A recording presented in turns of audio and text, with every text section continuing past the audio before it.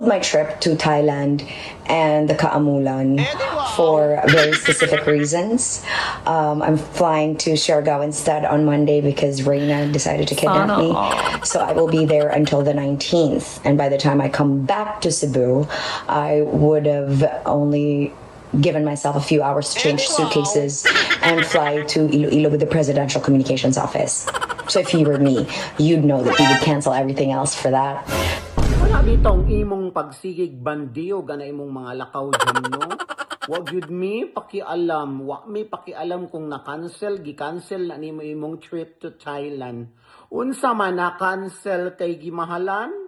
Na-cancel kay wa nay ikagasto or na-cancel kay na-deny na pod ala Japan. Tabang Ginoo ko, nagsige naman ni siya panghambog aniyang mga trip in town. Oy, what should mi labot basin pag moadto kag Africa jam.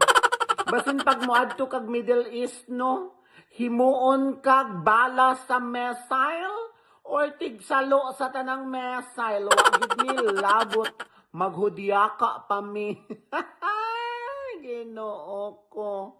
Maudi ay kay mas gipili nimo ang Presidential Communication Office nga imong kuyugan didto sa Iloilo kay do namang kay dakong obligasyon kay nakadawat biya kag maleta so di jud ka kabalibad pag kinahanglan ka muaw-aw ug mupaghot gyud ka ug muatak jud ka mag-ayog mabawi ang maleta.